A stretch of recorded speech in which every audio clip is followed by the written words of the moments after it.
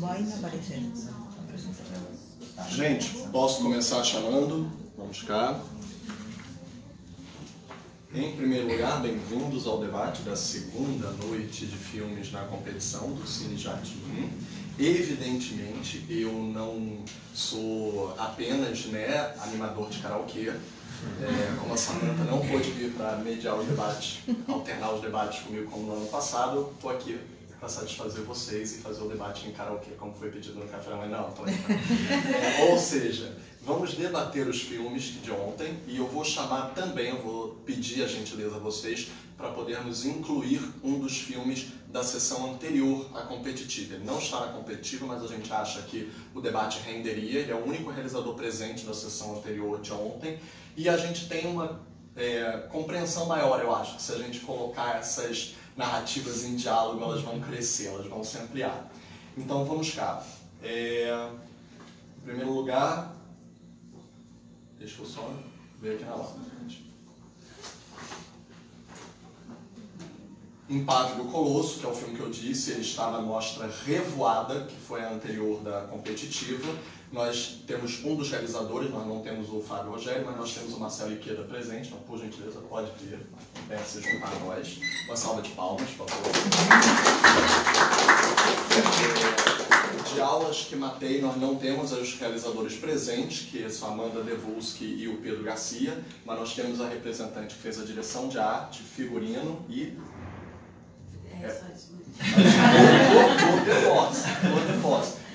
Só esqueci só. Isabela. Isabela? Vitória. Vitória. Por gentileza, pode vir. Ainda ontem, da Jéssica Candal, também não temos a presença da realizadora, mas temos a presença de um dos atores, colaboradores e inspiradores do filme. Lembro do seu nome também de novo. Carlos. Carlos. Carlos Alberto. Carlos Alberto, por favor, pode vir. Pessoal de palmas.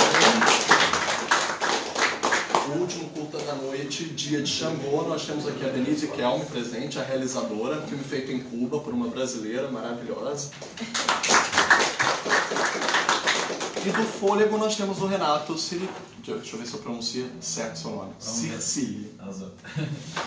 Não, porque eu fiquei na dúvida se era Cirtili. Não, mais brasileiro mesmo. Circili, por favor, uma salva de palmas.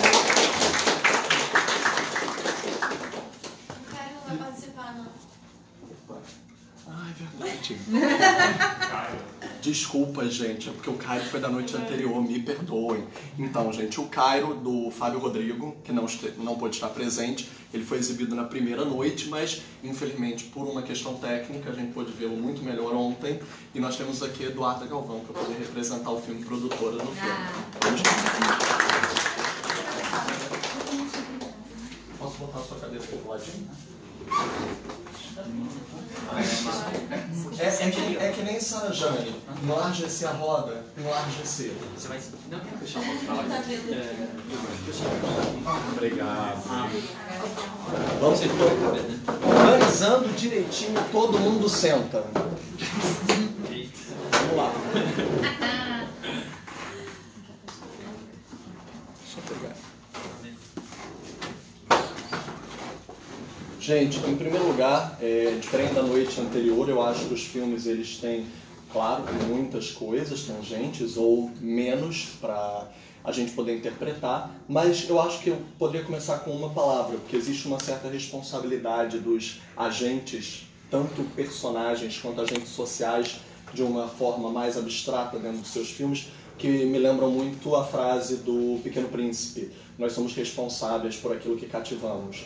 Então, desde o Aulas que Matei, que tem a questão dos professores responsáveis por aqueles alunos, mas ao mesmo tempo também vítimas daquele sistema opressor, nós temos o próprio Cairo, que participou, ele acaba também se encaixando nessa questão, nessa ausência maior, e as micropolíticas também todas estão muito presentes, a gente até conversou isso ontem, quanto as micropolíticas podem ser chave para resolver a macropolítica, e essas ausências vão me lembrando também a fantasmagoria que eu acho que eu encontrei ao tentar me debruçar sobre todos os filmes. Existe um sentido da aparição, e no cinema a aparição fascina desde o princípio, de que forma nós temos o que não pode ser visto, como filmar o que não se vê, como filmar o etéreo de uma maneira a aparecer na materialidade do filme. E eu acho que todos os filmes conseguiram isso, de uma certa forma, à sua própria maneira. Eu, por ordem, como eu fiz ontem, a gente começa nesse sentido, a gente começa com longa, mas a gente nesse debate daqui de Belo Jardim sempre dá igual peso para os longas e para os curtas. Eu acho isso uma coisa muito legal que o festival faz. Estamos conversando de festivais que tem que aprender a ter o mesmo peso dos curtas aos longas. O festival daí. Então, como eu estava dizendo, o Fôlego ontem, de uma maneira muito interessante, ele me traz muitos dispositivos. Eu tô doido para ouvir a pergunta da galera, mas eu tenho muitas perguntas para o seu filme. Então, eu acho que a primeira seria, em relação ao Pequeno Príncipe, como esse personagem, que é uma personagem fascinante, como ele te fascinou, como chegou a esse fascínio, mas eu queria uma pergunta também no sentido inverso. Como você fascinou esse personagem? Como você convenceu ele a fazer esse filme, que é uma montagem da vida dele, na base da confiança, e principalmente por você ter escolhido o dispositivo do WhatsApp, que eu entendo, é uma linguagem para se comunicar com a atualidade, é extremamente jovial, eu acho que qualquer pessoa de uma geração atual vai se identificar quando vê aquela imagem na tela, aquela comunicação, mas ao mesmo tempo é um personagem de uma extrema interiorização. E filmar aquela fantasmagoria da presença constante da mãe dele tem certas dificuldades. Então, como foi essa base da confiança? De você conseguir descobrir esse fascínio, né, da aparição dessa história dele, para ele também ter confiança em debruçar, descortinar a vida dele a você e escolher dispositivos, por exemplo, de redes sociais, que não parecem necessariamente descortinar a essência, né? Eu imagino que vocês devam ter tido muitas conversas presenciais. Uhum. E o quanto de material presencial você precisou poder entrar cirurgicamente assim na história dele para poder resumir no dispositivo da forma que está. Uhum. Bom, eu vou tentar dar conta um pouco do que foi o processo do filme, porque eu acho que algumas das respostas estão nesse caminho. O filme começou em 2011, eu estava na faculdade e eu e o Bruno já éramos amigos. E daí a gente tinha essa vontade de trabalhar. Ele estudava artes cênicas, eu estudava audiovisual nos prédios lado a lado, e a gente tinha essa vontade de trabalhar juntos. E daí eu estava no momento de ter que pensar sobre o meu projeto de conclusão de curso, e eu estava meio interessado naquela época em pensar como inverter um pouco o processo de documentar coisas para a partir disso criar alguma ficção. E daí juntos a gente criou uma série de procedimentos para esses registros, e fizemos isso ao longo de 3 anos. Daí em 2013 a mãe dele morreu no meio do processo e a gente interrompe o processo, fica um tempo sem falar sobre isso, e depois de alguns meses, não sei exatamente quantos, a gente volta a conversar, mas sem saber direito como encarar esse acontecimento, assim, como lidar com aquilo no filme. Enfim, a gente ainda, talvez a gente não estivesse muito confortável em se debruçar sobre isso. E daí a gente escreve a ficção, que é o que a gente que era meio o caminho do procedimento, escreve a ficção, filma tudo em 2014 e deixa bem para trás essa história da morte. A gente falava na época que era um segredo nosso, então tinham lá as citações, mas, por exemplo, aquela cena da tatuagem do pássaro no peito, com a moça que era da caixa do mercado, por exemplo, ali era um momento que esse segredo vinha um pouco mais para a superfície, mas que ainda era bem sutil, não era o tema. E daí, nesse processo, daí a gente começa a montar o filme em 2015, enfim. Esse processo foi extenso também porque várias outras coisas estavam cruzando a nossa vida, né? A gente não tinha como parar tudo e se dedicar exclusivamente a isso. Então por isso que foi longo também, mas durante o processo de montagem a gente viu que a coisa não acontecia, assim. O que a gente queria não acontecia, e demorou um tempo pra gente sacar que a gente estava quase traindo o nosso próprio procedimento de documentar para ficcionalizar. Que o filme era sobre esse segredo nosso, até então segredo, sabe? Que a gente tinha que encarar isso de alguma forma. Então foi aí que surgiram as telas do computador e desse dispositivo. como algo que pra mim tem duas funções. Assim, a primeira é de deixar o jogo bem claro pro espectador e deixar todas as cartas na mesa, tipo, vai ser sobre esse processo, a gente fez isso, a gente não conseguiu isso, a gente vai atrás disso. Antes da morte, o processo era mais sobre o processo criativo. Antes da morte era mais sobre esse procedimento do que sobre o tema. Mas já utilizava a companhia de teatro dele. Já. Ou seja, tinha um processo criativo sobre como fazer esse filme com vocês dois, Sim. Ao mesmo tempo que tinha um processo criativo do próprio personagem na vida dele. Sim. E daí pra mim, então, tem essa coisa de deixar o jogo bem aberto e mostrar o processo e o filme se construindo ao mesmo tempo que vocês estão vendo pelo meu ponto de vista, e justamente isso, de deixar bem claro que era um ponto de vista específico. Não nos interessava fazer um filme que de algum jeito pudesse ter uma verdade sobre a morte, sobre o luto, sobre a mãe. É uma história bem específica e justamente não é nem uma verdade absoluta sobre a história do Bruno, sabe? Sou eu ali, enquanto um operador desses arquivos de tantos anos, pondo na ordem e criando relação entre eles, e tá tudo a partir dessa operação. Então, criando acho a playlist errada da Riri. Errada. E daí... Queria selecionar outras músicas. Eu amo aquelas. E daí, enfim, de algum jeito, me colocar como esse operador também. E que, enfim, que não é uma verdade nem sobre a história dele, assim, é só o meu olhar a partir disso. E daí essa coisa da confiança, de como tirar isso e como lidar com essas questões do Bruno, a gente tem uma relação muito próxima, que ficou cada vez mais próxima durante esse processo todo, e de muita amizade, de muita confiança mesmo. E acho que foi um processo também de entender que a gente queria chegar nesse lugar e abrir esses assuntos, e de alguma forma eu acho que o filme acaba sendo quase algo performático para ele também, de elaboração dessa perda, sabe? Acho que o filme encerra algo que vai para além do cinema, assim, para ele também, sabe? Desse entendimento e de como, quando a gente estreou o filme lá em São Paulo e a família inteira dele viu, todas as questões familiares se rearranjaram, sabe? De alguma forma, acho que de algum jeito, muitas das pessoas que estavam lá também não queriam, como nós lá atrás, olhar para a morte e entender o que aquela perda significava, assim. E daí o filme, de algum jeito, quase obriga esse processo, né? Mas acho que de um jeito não muito imperativo, assim. E você tinha falado alguma outra coisa? Da coisa da fantasmagoria. É isso, quando a mãe do Bruno morreu, a gente percebeu que a gente não tinha nada filmado dela. Teve um dia que ela foi assistir a apresentação do teatro e eu estava lá presente. E daí, só que ela chegou num momento muito... Ela foi na despedida, na verdade. Foi um momento muito rápido, não sei o que. Eu sei que eu tava batendo branco. Enfim, eu perdi. Então não tinha nada no filme dela. E não tinha nada de arquivo de família que tivesse ali em vídeo. Registros por causa do mofo. Não, aquilo é bem a foi ficção, criado. na verdade. Essa parte é ficção mesmo, essa história das fitas encontradas. Mas não existe esse material, pelo menos o Bruno nunca... O mofo do apartamento também, do teto. Também é ficção. Do telhado? Do teto mesmo. Se é ficção, também é ficção, né? Ainda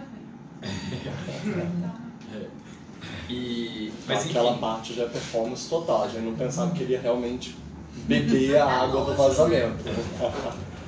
Mas pensei que talvez o mofo inicial existisse se vocês tivessem expandido. acho que o mofo estava em alguma coisa documental, mas ali é tudo ficção mesmo. Mas enfim, isso veio de algum jeito desse período documental. Mas o que eu estava dizendo sobre a fantasmagoria era quase quando a mãe dele morreu e a gente percebe que não tem nenhum material em vídeo, era uma vontade de como criar a presença de um corpo que não está mais lá, com todo o arquivo que eu tinha do Bruno. Então, como fazer a mãe dele de algum jeito estar presente com o arquivo de outra pessoa? Como criar esse corpo assim, sabe? Então, acho que é daí que vem uma vontade de criar essas trajetórias um pouco paralelas e tentar justapor como foram as relações amorosas da mãe do Bruno e como são as formas que ele se relaciona agora, como foi o trabalho, como foi a experiência de trabalho, o que é essa busca dessa catarse, desse milagre para ela e para ele, onde tem esse encontro e daí de alguma forma fazer ela aparecer através da trajetória dele, assim, da memória dele. Vocês conversaram sobre essa criação dos aparecimentos, como por exemplo a cena final, muito tocante, eu acho que ela realmente alcança mostrar a perda de um ente familiar tão próximo e ao mesmo tempo uma catarse para o público.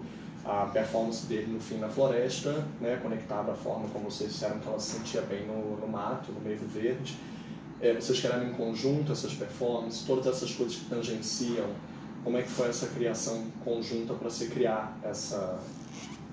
Foi super próximo, o Bruno esteve meio do começo ao fim, ele assina o roteiro, né, e ele acompanhou tudo que tá lá de algum jeito tem a mão dele também, assim. Ela de fato gostava da natureza? A coisa da praia, sim, a natureza é uma coisa dele, né, de pegar esse trajeto, é meio que ele fala naquele texto final, assim, dos trajetos da praia, esse mato indicar essa chegada por um momento de mais plenitude para ela, e como ele tá nesse meio do caminho mesmo, assim, encontrando um lugar dele nesse caminho que era dela, assim.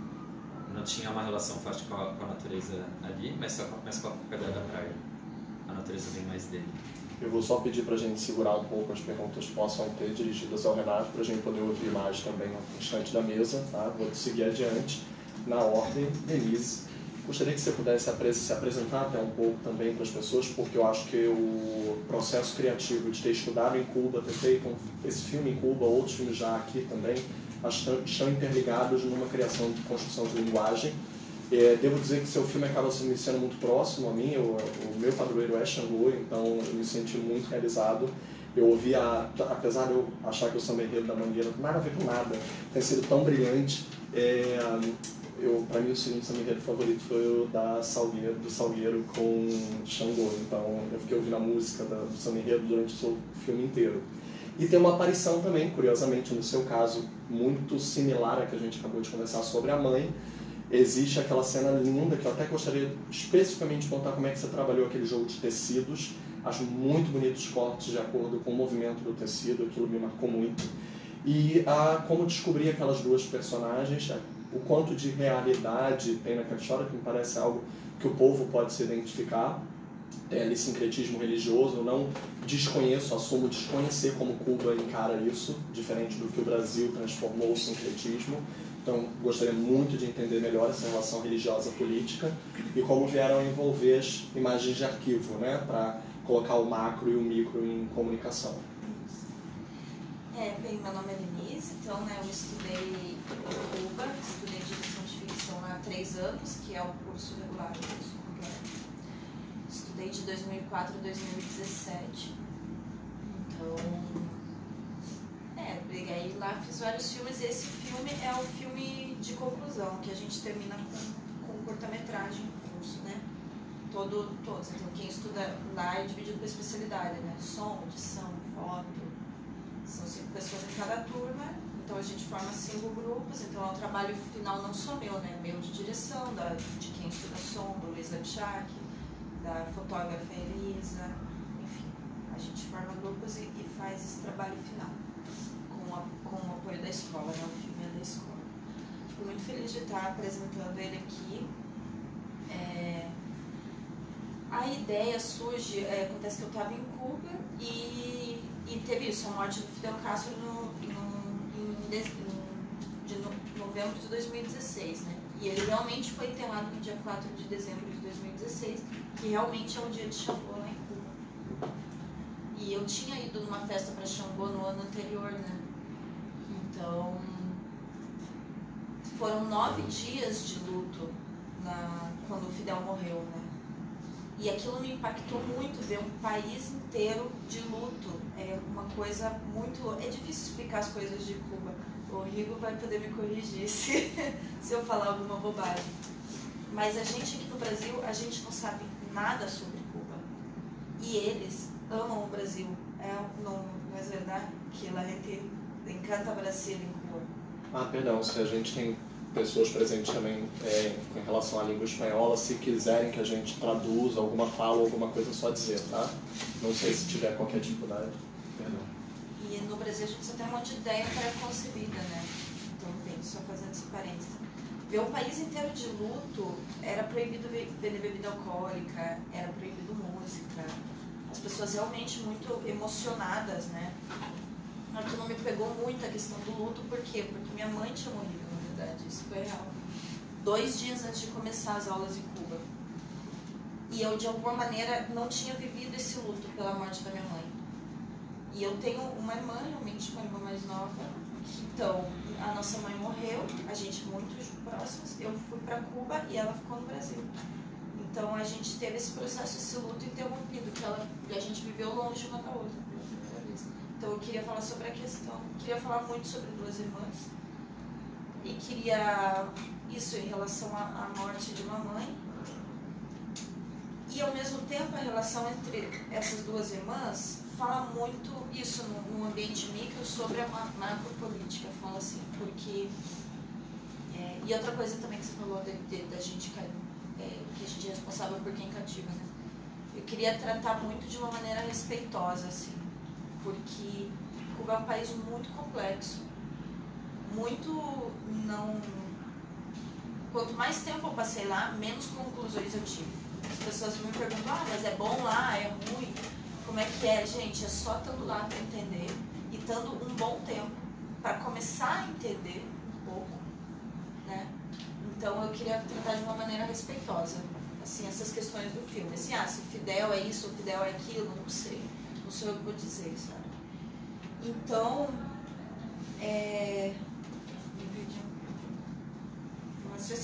que daí fala da macropolítica, porque o que acontece? Realmente a revolução, o regime político proibiu as manifestações religiosas por muito tempo. Então, por isso dessa tensão dessas 2 irmãs, assim, que uma é militar e a outra é religiosa, né?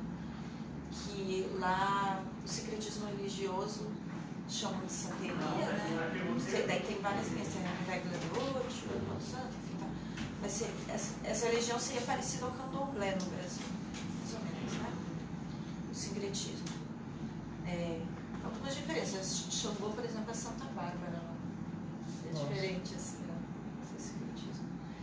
Então, realmente... Interessante a religião adotar a questão trans logo tão de início, né? Seria incrivelmente revolucionário isso, além de gênero. É o santo das travestis lá. Gente, e olha que eu falei meramente pela conotação etimológica da palavra, eu acho incrível. É Santa Bárbara, que é Xangô, porque diz que tem uma história, uma vez que Nossa, o Xangô... meio saber disso, desculpa, ainda foi meio acachapado. Então, porque diz que uma vez Xangô tinha que fugir dos inimigos e não tinha como, e Obai prestou suas roupas para ele, ele se travestiu, saiu e conseguiu fugir. Então é Santa Bárbara. Eu tô quase chorando aqui, desculpa. Isso é tão lindo. É linda, é linda. Desculpa, eu não espero ser transformado, né, de repente. Desculpa. Deixa eu saber com cara. Água. Se vocês quiserem, assim, você já pode continuar, Denise, eu vou servindo vocês. Então, daí... Mas que do tecido, da moça. tecido, da cena com o tecido. Aí eu acho que a ideia inicial de fazer essa cena era uma saudade muito grande que eu tinha de... Sabe quando você deita na cama com a tua mãe e você sente o cheirinho dela? Eu senti uma saudade disso. E aí eu acho que por isso que eu imaginei essa cena delas, isso, dela ter esse sonho com a mãe na cama, né? Que é essa coisa. E daí a questão do tecido, vermelho, por causa de Xangô, enfim, a coisa do pedido. Eu não sei se entende tudo no filme. Eu assistindo agora aqui de fora, talvez eu não expliquei certas coisas, sabe? Do ritual, mas é que no dia de Xangô é isso, fazem uma festa para Xangô. E você com a maraca faz os pedidos. Essa que é... Existe esse ritual, entende? Por isso que ela fala, você não vai fazer o pedido? Ela, não, eu estou de uniforme. Então, isso, existe esse conflito porque, a princípio, isso, os militares foram contra a religião, ao mesmo tempo que muitos são religiosos, assim, por baixo dos panos, todo mundo é, né? Todo mundo tem sua crença. Então, por isso, e está proibido as festas. Então, esse conflito religião, militarismo, né, nessa relação entre 2 irmãs, fala também sobre um conflito que houve no país. Não, eu estou fascinado e ao mesmo tempo a gente depois dialoga sobre qual é esse limite. Você falou, talvez eu não tenha explicado tão bem alguns dos rituais, mas alguns rituais precisam ser explicados, né? Talvez qual é o limite de não explicá-los, até porque a gente precisa do etéreo, talvez, nesse sentido, para conseguir continuar tendo a sensação, né? Senão a gente calca no chão, a gente interpreta pela materialidade e tira o poder, né? Talvez espiritual dele. A gente depois dialoga com isso, qualquer coisa, guarda e pergunta, gente. Mas queria passar para o ainda ontem, Carlos, não é isso? Que eu acho fascinante a gente sai da fantasmagoria material em termos de uma explicação muito calcada no objeto e passa para a espiritualidade sonora. O quanto a música traz a memória, o quanto a música desperta as imagens de arquivo e o quanto a música desperta o coletivo. E aí o nosso micro aqui é muito coletivo, é muito que cada indivíduo é diferencial para o todo. Como foi você se envolver com o projeto? Até porque, pelo que eu entendi, a música tem uma história muito, né, calcada no povo ali, na comunidade. Como foi essa história dessa música se tornar a materialidade do filme? Então, quando a Jessica ela chegou pra gente, chegou na comunidade ali, ela chegou através de uma proposta de uma oficina dentro do bairro para selecionar os atores que vão interpretar os personagens do filme. E quando ela chegou, o roteiro ele era totalmente diferente na questão musical, assim. O que ela me passou é que o roteiro se baseava muito na infância dela, e ela cresceu essa trilha sonora da adolescência dela era o rock, não era o rap. E através dessas oficinas, a gente fazendo oficinas, a maioria da galera que estava ali nessa oficina, a galera ali do bairro, tinha mais como trilha sonora, como convivência, o rap. E a gente naquela oficina construindo todos esses personagens, né, que foi construída todas essas oficinas, as adaptações, ela não fazia sentido ela usar o rock, não seria tão orgânico quanto o rap, que fazia mais parte da trilha sonora de quem vive naquele bairro. E a música SIC, quando a gente, nessas oficinas, a gente conversando, contando sobre o grupo, contando para ela do grupo, desde 2001, quando a gente começou e tal. Quando eu falei sobre a música SIC, ela viu que ali naquela oficina, a gente estava nos 30 naquela oficina, quase todo mundo, 90%, conhecia essa música, porque essa música fez parte da infância de muita gente ali, porque existia uma rádio comunitária ali no bairro que tocava essa música 3, 4 vezes por dia. Assim. A galera ligava pedindo e tal, e todo mundo conhecia. E ela achou aquilo legal, ela quis saber mais sobre a música, a gente foi conversando. E daí surgiu esse interesse de colocar o rap no filme e a música SIC. Se você puder elaborar até um pouco pra gente mais sobre a música SIC, o que ela significa para vocês. Sim, a música ela foi escrita na verdade ela foi escrita em 2000, que antes de a gente fundar o grupo a música já existia. E ela é uma música que ela vai narrando, que a gente tem lá no Curitiba o bairro SIC, que ele é composto por várias vilas, todas periféricas, todas quebradas. E a música ela é um mergulho ali por cada quebrada, a gente vai narrando um pedaço de cada vila ali, falando questões sobre violência, tráfico de drogas, descaso, abandono social, que na verdade reflete violência, reflete descaso, reflete toda essa temática que a gente vai narrando, vai contando um pouco sobre o Sabará, Barigui, Santa Helena, que são várias comunidades ali dentro do bairro. E é uma música que como em 2001 a gente narrava várias vilas, muita gente ali se sentiu representada ali, porque até então o SIC era aquele tipo, quando você pegava um táxi do centro, o SIC não falava que era o SIC, você falava que ia pro Capão Raso, que é um bairro do lado, que você falasse pro SIC, dependendo do horário, o taxista não te levava. Era uma coisa assim que muita gente tinha vergonha de falar que era do SIC, e de repente ele sentiu um orgulho de se sentir representado. Eu sou do SIC mesmo, eu sou daquela quebrada ali. Ou seja, a música vira uma apropriação territorial, inclusive, né? Uma identidade. Sim, porque a gente sempre fala, a música ela não é nossa, ela é do bairro. A música não pertence mais a gente, é uma música que faz parte de todo mundo que vive ali. E até hoje, aí, quase 18, 19 anos depois, quando a gente vai fazer show, se a gente não cantar essa música, apanha. Acho interessante que vocês desenvolvem os personagens, eu não sei o quanto eles tiveram, talvez, um preparo de elenco com vocês, não sei o quanto eles próprios também já tivessem experiência, também com rap, também com a rima, né?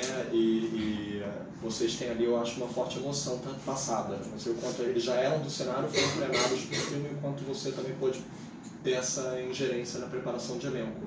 Mas eu acho interessante que quando vem o clímax, em culminar na música, de fato na apresentação, corta para as imagens de arquivo, para dar importância para a ancestralidade. Eu acho isso muito, muito legal. Porque a gente já viu que eles são fogo, eles são ótimos quando fazem a rima. Mas aí a gente sai daquela característica slam, meio da brincadeira entre eles, e vai para o histórico. E aí dá a importância da imagem de arquivo. Então, o quanto você pôde participar desse processo, né? Com interação com os atores, contar as histórias para que eles tivessem também incorporabilidade. Sim. Na verdade, todos eles eu conhecia antes do filme, né? Já tinha uma convivência com todos eles ali. A Camila Cabessi, que faz a personagem Ana, ela é uma das maiores MC de batalha lá de Curitiba. Ela, vendo na internet os vídeos dela, você vê ela dando uma surra em vários marmanjos. Né? E o Matheus, que faz o protagonista, ele já tinha um convívio com a gente. Já, tanto que ele é o segundo trabalho dele, eu acho que o Enio ontem é o segundo trabalho dele, que ele já tinha feito o Nós por Nós, que é um longa da mesma produtora. E ele entrou no cast através da gente também, que a gente falou que ele vai lá, tá tendo cast e tal. Então ele já tinha um pouco desse convívio e ele também já tinha um convívio com o rap, né? Que ele sempre usou bem pra gente, estava em show, estava em alguma coisa. O Chat também, o Chat, que é o menino tatuado, ele na verdade ele é do funk, do MC de funk. E ele também cresceu com a gente, ali da comunidade. Então todos os atores a gente já tinha um convívio. E aquela cena que eles batalham, eles rimando mesmo, não é nada escrito, ensaiado, foi algo assim. Que cada take que fazia isso é uma rima diferente. E a gente se usou aquele take no filme. Então querendo ou não, como eu disse, tipo, aqueles meninos já tinham convivência com o rap. Por isso até que o filme aborda o rap, eles já vinham do rap. Já foi uma coisa orgânica, não foi aquela coisa que foi preparada, esse personagem você vai ter que fazer isso. Não. Tipo, esse personagem é você com esse personagem. Você agir como você é aqui, você seguindo, claro, uma linha do roteiro ali, mas sendo você mesmo ali. Vou passar para os próximos, para a gente depois voltar com o Nico, mas o Aulas que Maté é um filme que eu já vi mais de uma vez, eu tive essa experiência desde Brasília, que foi a primeira vez que eu vi o filme, e eu acho que talvez tenha um extra campo que eu preciso te fazer um elogio muito específico, porque para quem conhece a filmografia desse grupo, dessa equipe, existem outros filmes com os quais eles já colaboraram em cadeiras diferentes, todo mundo em Brasília teve uma constância. Todos ficaram chocados em vocês conseguirem transformar o Marcos Curvelo em um personagem como ele foi transformado. Ninguém imaginava considerá-lo de uma maneira, vamos dizer assim, realista como professor, porque a gente imagina, né, primeiro aquele punchline típico da narrativa dele, ele costuma ter uma narrativa muito irônica, e ali tem uma seriedade que funciona, a brincadeira não vem dele, a brincadeira vem do além, vem de fora dele. Então, parabéns em termos de figurinos, em termos de conseguir transformar aqueles cenários em dois polos, discente e docente, bem interessantes de ligação. Principalmente com as carteiras, toda a ideia das carteiras, mesmo a da sala dos professores, que eu acho que estão muito interligadas. Aquelas cadeiras estão muito interligadas. A cadeira do professor, a cadeira da greve, a cadeira do aluno, a cadeira do ausente, a cadeira do presente, tem uma coisa ali, um diálogo muito interessante que você, eu acho, vai poder desenvolver melhor do que ninguém, estando presente. Mas, se você puder discorrer um pouco, se apresentar, falar como veio a ter essa colaboração desse grupo e combinar nesse projeto. Então, o Pedro e a Amanda são diretores do filme. O primeiro filme que eu fiz na vida foi o TCC da Amanda, então a gente trabalha junto já há algum tempo. E, enfim, esse filme foi especial para mim, eu contei um pouco com o Renato, porque eu estava vindo de uma experiência de estar fazendo um filme muito difícil, muito ruim, foi uma experiência péssima. E eu falei, gente, acho que eu não quero mais trabalhar com cinema tem me dado dor de cabeça, é muito trabalho. E aí o Pedro falou, não, Isa, a gente vai gravar o filme agora e tal. Eu falei, Pedro, acho que eu não vou dar conta, estou muito cansada, muito estressada. Aí ele falou, não, bora, vai ser diferente esse filme vai ser massa, tu vai ver e tal. Aí eu falei, tá, bora lá, fazer mais um. Aí, quando eu fui fazer esse filme, foi uma experiência muito diferente, porque o filme, o processo todo foi um processo muito horizontal. E, enfim, a equipe toda esteve no processo, desde a pesquisa dos atores, que a gente foi pra dentro da escola, a gente foi buscar os atores do filme numa escola em Brasília que é o Chicão, é uma escola referência que fica na periferia do Distrito Federal, em São Sebastião. E é uma escola muito incrível, os alunos de lá, os adolescentes, eles são muito engajados, os professores também, a coordenação também. O Pedro já tinha feito um trabalho de cinema e educação nessa escola, que os alunos tocaram sozinhos depois que eles saíram da escola, continuaram tocando o projeto, até hoje eles têm cineclube, eles produzem filmes dentro da escola e no final do ano fazem um festival de cinema deles, onde eles convidam pessoas de fora para ser júri. Enfim, é uma escola muito incrível, é um sonho de escola. E na época que a gente fez o filme, em Brasília já rolava um boato sobre a militarização das escolas públicas. Já existiam batidas da polícia militar dentro das escolas públicas do DF, mas eu acho que hoje o filme, como eu falei ontem, ele tem ganhado um novo significado, porque isso se tornou real, né? Tipo, as escolas públicas do DF, elas estão sendo todas militarizadas.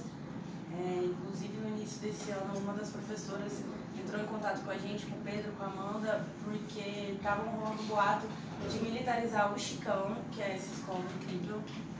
E, enfim, conseguiram abafar o caso, ficou pro ano que vem, mas várias outras escolas foram militarizadas.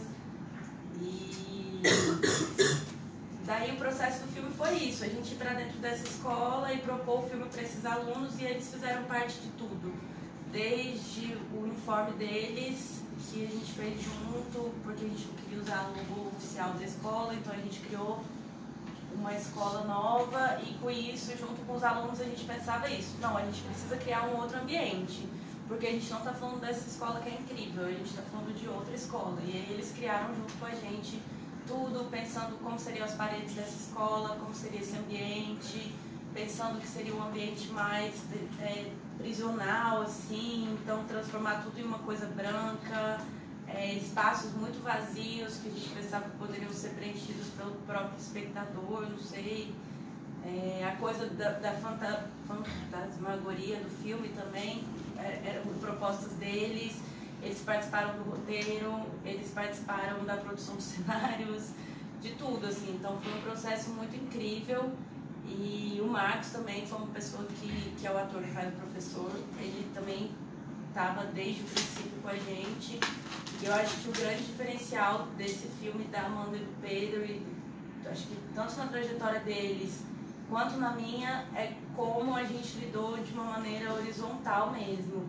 E uma coisa que o Pedro e a Amanda falavam muito pra mim durante o processo, eu ficava um pouco confusa, mas agora, com o filme pronto, eu assisto e vejo, realmente, acho que é um pouco isso de que o filme não queria dar conta da questão toda, seria fragmentos. Eu ficava muito preocupada com continuidade dos figurinos, continuidade do figurino do Marcos, continuidade... E é muito elíptico. E aí o Pedro falava, não se prende a isso, esquece isso, cada situação é uma situação. E eu ficava, gente, mas será que não vai ficar muito desconexo isso no filme?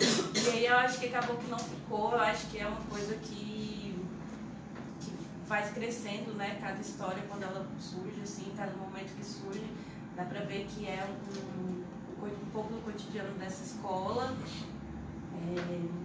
Se eu pudesse falar alguma coisa também sobre o processo, é o fato de a gente ter escolhido não trabalhar com policiais de verdade e não pedir apoio para a polícia nem nada. E isso foi incrível, mas ao mesmo tempo foi um pouco de uma luta, assim, porque a galera da escola falava que ali em São Sebastião era muito perigoso, não sei o quê, que a gente ia chegar muito cedo e tal. E aí a gente optou por não trabalhar, foi incrível. Pra mim, quando ele falou isso, foi um desespero. Eu falei, meu Deus do céu, vou ter que fazer tudo. Aí ele, sim, mas você quer o carro da polícia mesmo? Quero. Aí a gente fez tudo e foi ótimo. Como é que vocês conseguiram um carro ferro velho? Não, foi um carro normal que eu adesivei. Uau! Acho que esse é o tipo de coisa que você deve nos contar. Assim, tomei o café da manhã com eu adesivei o carro. Não, aí eles passaram com o carro na frente de um outro carro policial, eles disseram assim, e aí? Acho que vai pra lição. E o figurino dos policiais também foi bem difícil de conseguir, porque a gente ia em lugares e daí, enfim, era muito complicado produzir figurino de polícia.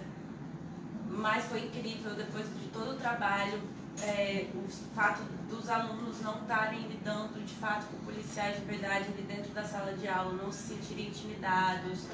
Tipo, foi outro rolê, assim, pra gente, pra equipe. E acho que é um pouco isso, assim.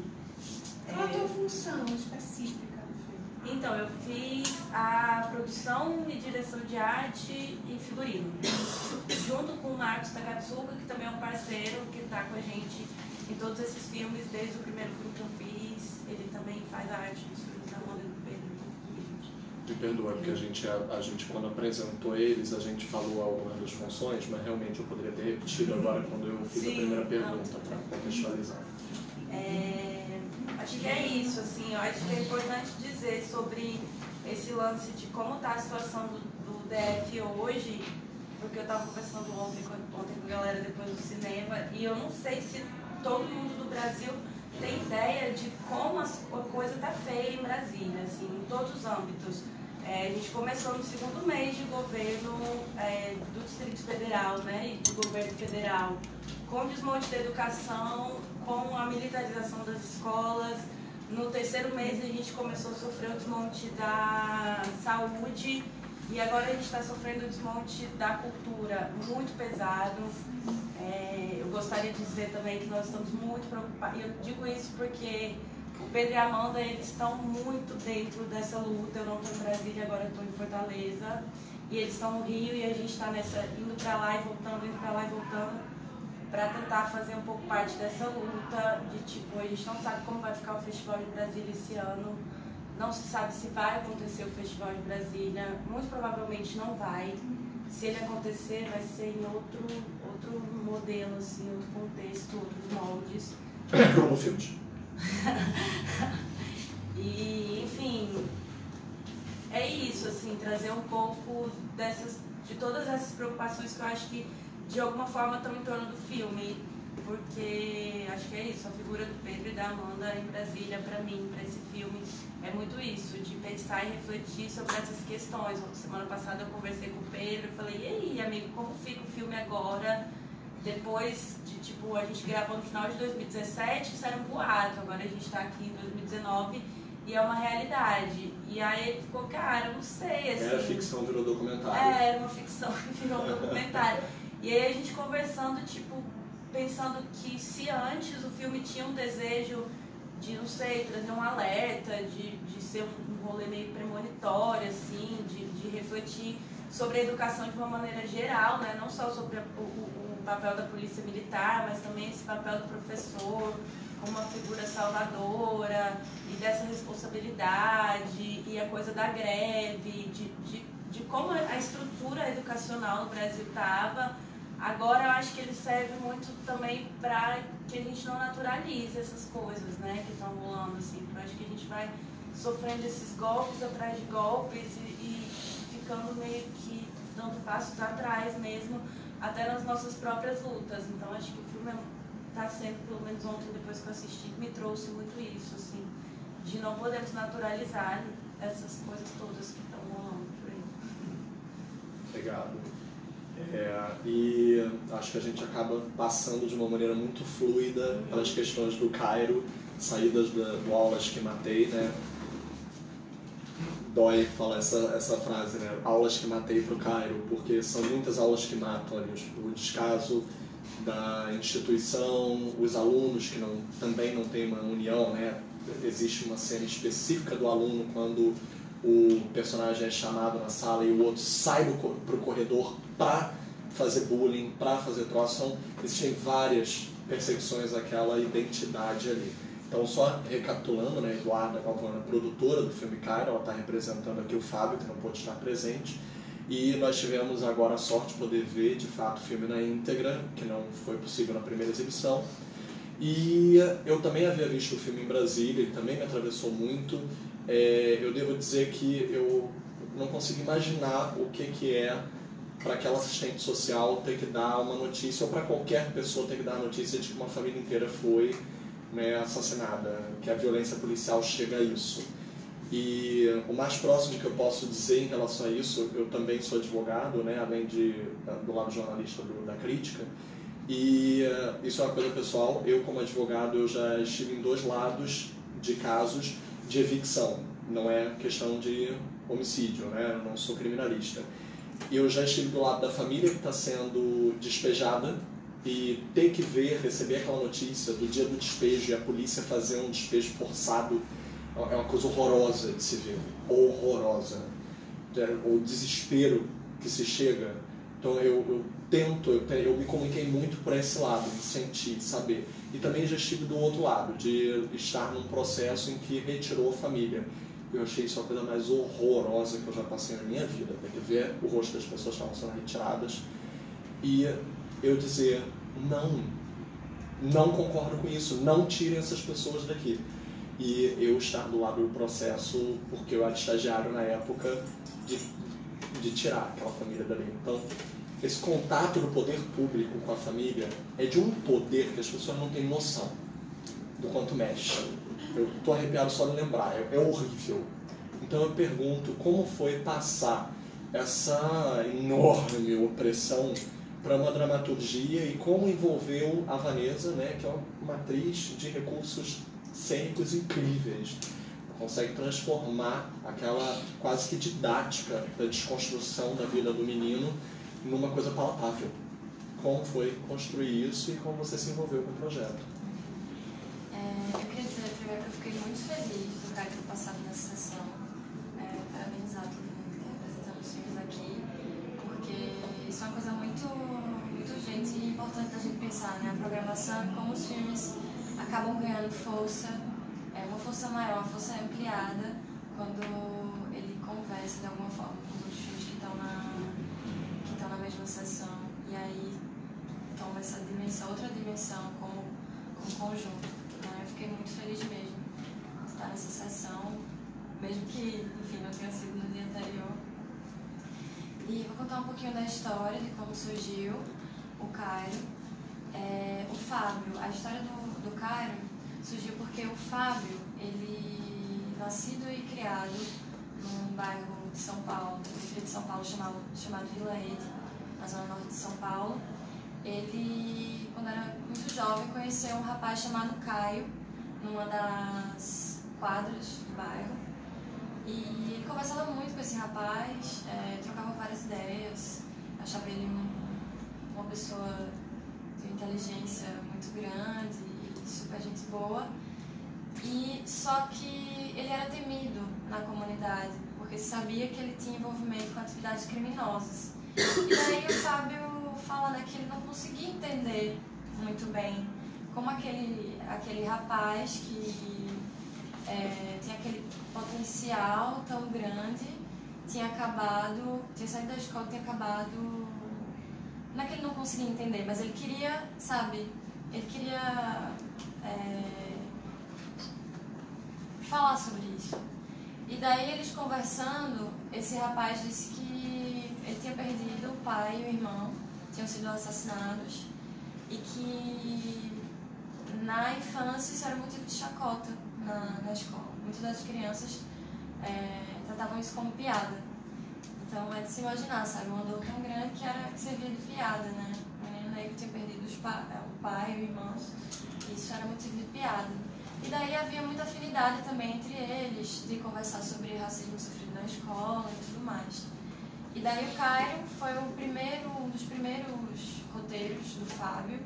Ele entrou, inclusive, nas oficinas Quinofórum, que, como eu expliquei ontem, é um projeto que acontece há 18 anos em São Paulo, que foca na formação de estudantes em zonas periféricas da cidade. E normalmente eles têm 2 módulos, um primeiro para apresentar o universo, depois tem um enfoque a segunda fase foca em especialização, roteiro, direção, produção. E daí o Fábio entrou com esse roteiro, com o Cairo, então é um roteiro que ele tinha há bastante tempo e que surgiu a oportunidade de se fazer com o edital da SP5, que foi lançado em 2016.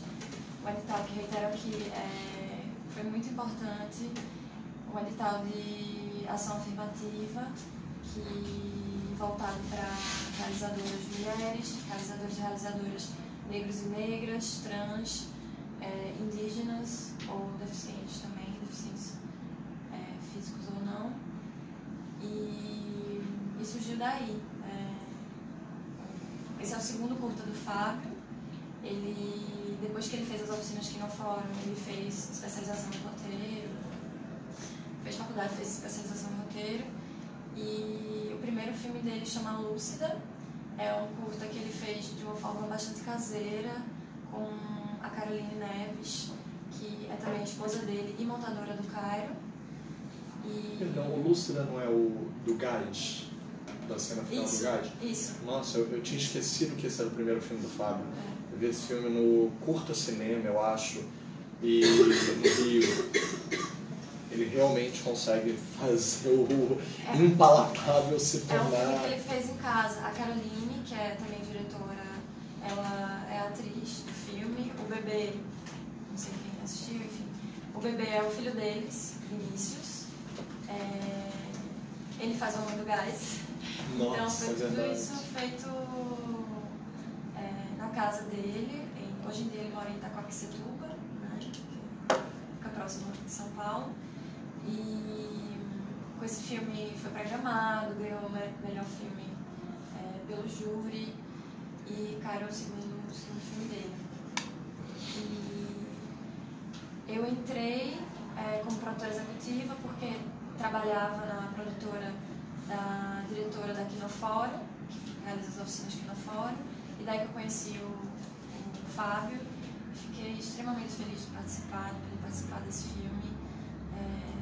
Transformou assim a minha visão em relação a tanta coisa de um jeito muito, muito incrível, assim, muito potente. Em relação à Vanessa e o que ela representa, né? Eu acho uma das cenas que mais me impactam, assim, ela quando ela tá no carro e ela vê que ela não vai poder fazer nada, né, para aquela criança. Ela tenta resistir até o último segundo para dar a notícia de uma forma... Não tem como dar essa notícia de uma forma que seja... que não seja tão sufocante, né? E ela se vê um pouco nele também, porque ela fala, né? Te vi na escola e lembrei de mim, né? Ele sofrendo bullying, essa criança sofrendo bullying. E ela é meio que a gente também, sabe? A gente como sociedade, a gente também é responsável por isso, sabe? A gente é responsável por aquela criança. O que a gente tá fazendo para que isso mude, sabe? Então, como eu falei ontem, para mim, uma das grandes potências do Cairo é, mesmo que a gente tenha aquele personagem, criança, que está numa situação de vulnerabilidade, ele tem nome, ele serve para que a gente acorde e tenha a noção da nossa responsabilidade em relação a ele, sabe? Essa criança que caiu nessa engrenagem, que ele não tem família, ele vai pra rua, sabe? Ele foge. E qual a nossa responsabilidade diante disso? Né? E a Vanessa surgiu porque a gente já conhecia ela em alguns trabalhos, e principalmente do 3%, da Netflix. A gente achou que ela encaixaria muito bem na narrativa. E ela já conhecia o Pedro, a criança também. Depois que a gente descobriu, o Pedro Guilherme, que faz o Cairo, foi descoberto num casting que a gente fez com 12 crianças. Aliás, até essa questão de fazer casting com criança é uma coisa que me faz pensar muito como produtora, como é difícil, né, você ter crianças que... Porque assim, o Pedro ele chegou de uma forma muito natural, mas tinha muitas crianças que já estavam tão acostumadas com o processo, que vieram de agência, que estavam tão acostumadas com o processo, que chegavam meio que pré-fabricadas, sabe, de se apresentar de um jeito muito específico. E o Pedro não, ele tinha a naturalidade de criança mesmo. É até absurdo falar, né, que outras crianças, elas, não é que elas não tinham essa naturalidade, mas elas estavam prontas para responder. Para responder de uma forma específica, sabe? E o Pedro, como ele estava começando, ele ainda não tinha isso. Isso me fez pensar muito na responsabilidade que é ter uma criança em set, tanto em relação à duração das diárias. Foi uma coisa que ontem a Cláudia falou com o filho dela também, do 11:40. Mas de se pensar assim, muito na produção, se é um filme que você quer fazer com criança, então pense em como você vai escolher essas crianças, porque é muito difícil também você fazer um cast com criança e dizer que ela não foi aceita, sabe? Chega a ser cruel às vezes, assim. Então, e eles se conheciam já. Houve acompanhamento psicológico para criança? Tipo, Não tinha houve. alguém para fazer algum... Não houve. A mãe dele estava sempre nas diárias, sempre junto. Mas realmente não houve. Não perguntei isso como crítica, não. Perguntei como didática mesmo. Não, eu entendo. Se alguém para conversar, você entende a situação que você está interpretando? Ou se alguém cumpriu essa função também, né? Dizer, você entende o que essa criança está passando? Nesse sentido, éramos nós mesmos da produção, eu e o Jorge, que divide produção executiva comigo, ele é diretor de produção também. Nesse sentido, era a gente que fazia esse meio de campo com a mãe dele, a Renata, que estava sempre presente. Mas aí ele já conhecia a Vanessa dos bastidores do 3%, ele não relacionava diretamente com ela. E aí depois entrou o Samuel de Assis também, que faz o Nogueira, que também participou do 3% da segunda temporada. Então, a gente estava para eles foi um ambiente bem, assim, de reconhecimento já, porque eles já se conheciam e isso facilitou muito. Legal.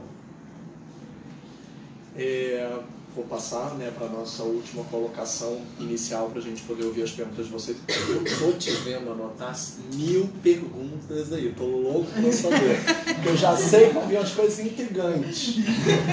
Preparem-se, você está achando a minha mediação fácil? Espera as perguntas. Mas, gente, a gente trouxe, né, o realizador da sessão anterior, que é a Revoadas, né? Revoada, que é o Marcelo Iqueda, porque é o único realizador presente da sessão, mas porque eu acho que tem muito também com o que a gente está falando.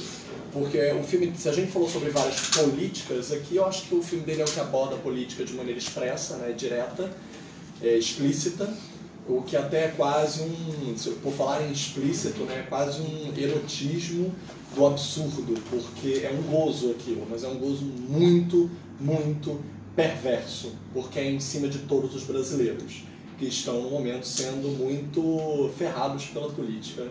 Então acho que tem um sentido. E a fantasmagoria, por incrível que pareça, eu também consigo enxergar, apesar de não querer aprisionar nenhum dos filmes em relação a isso, é só um início de debate, principalmente quando começa a segunda parte, que tem um salto temporal, e nós alcançamos o que nós temos pela interferência da imagem, que vocês começam a quase que literalmente quebrar a naturalidade, e aquilo se torna quase como um hacker, uma invasão no sistema, um glitch. E o glitch é uma fantasmagoria da internet. Então, como foi adaptar isso para que fosse, no mínimo, inteligível o salto temporal que vocês dão, e o que é essa realidade? Até essa realidade toda aqui está nas falas daqueles políticos, várias delas. O social, o capital, está tudo ali, a educação, como né? Você acaba representando mais o macro aqui na mesa. Esse macro dos micros todos que nós estamos debatendo. Bom dia a todos. Bom dia. Eu curto, não sei se vocês puderam ver, que ele passou na sessão das 4, né? Desenvolve um pouco a É um filme de arquivo sobre o horário político eleitoral. Eu e o Fábio Rogério, que são cineastas de Aracaju. A gente então fez um filme de montagem a partir do horário político eleitoral da eleição de 89, que foi a primeira eleição pós-redemocratização, né? E que acabou em impeachment, né? Então, eu e o Fábio já tínhamos feito um curto anterior, que era chamado Brado Retumbante, até passou aqui no Cine Jardim também, no ano passado, que era com imagens de 2014, a eleição de 2014, que a gente fechou em Marina, Aécio e Dilma, os três principais candidatos, os três mais votados da eleição de 2014. Então a gente fez esse filme, né, com horário político, esse mesmo dispositivo do horário político de 2014, e muita coisa ficou de fora. Esse curta gerou muitas discussões, porque é muito bacana exibir um curta assim, um encontro com o público, porque isso vai gerando assim pra gente outras camadas. E aí a gente ficou com a vontade de fazer uma versão longa desse filme, do Brado. E aí na versão longa a gente pensou, pô, vamos fazer uma relação então de 2014 com 89, que pegaria um outro momento político, e na versão longa, né, só 2014 ficaria muito cansativo. Então a gente chegou a fazer um corte de 3 horas, um cortezão, e a gente participou de uma oficina no Pirinópolis Doc, orientada pelo Renato Valoni, que é um montador de cinema novo, um grande montador, assim, uma grande figura, assim, que acabou se tornando amigo, assim, meu e do Fábio. E aí a gente trabalhou, o Renato fez várias provocações e a gente não conseguiu fechar o corte desse longa, né? Porque eu até brinco assim, dizendo assim, pô, nem a gente conseguia ver 1h30, começou a ver 1h30 de horário político, era uma tortura tão grande que nem a gente montando conseguia ver. A gente falou, não vai segurar essa versão longa, então pelo menos vamos fazer um segundo curta. Então a gente pegou toda essa reflexão lá de 89 e criou um segundo curta, então isso que gerou o Impávido, né?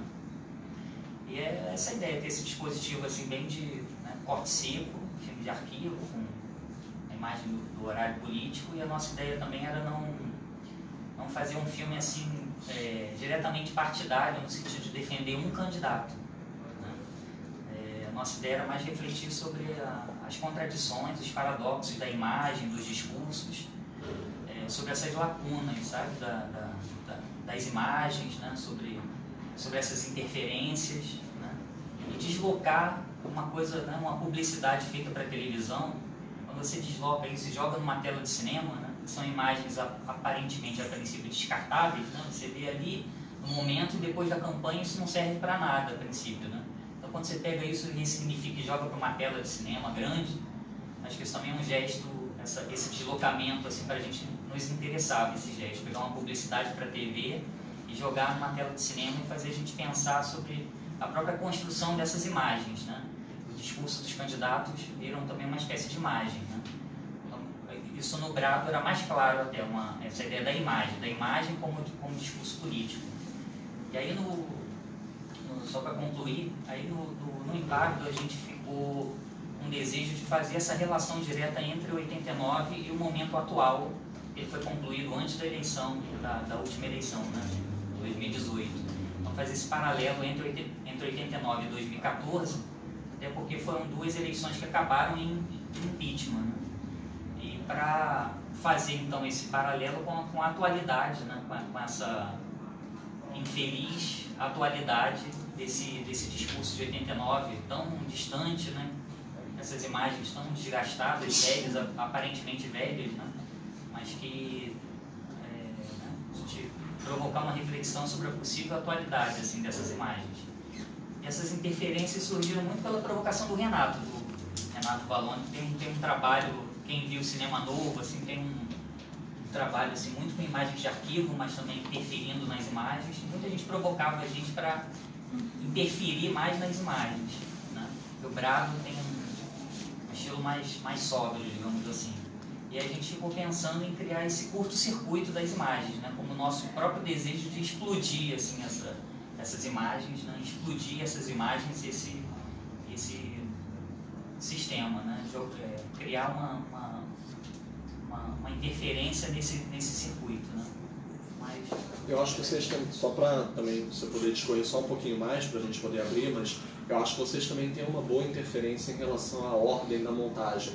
Porque nós vemos uma ironia, eu senti uma ironia muito forte na montagem. Alguns personagens políticos ali hoje, para nós, também são fantasmas, literais, como Enéas.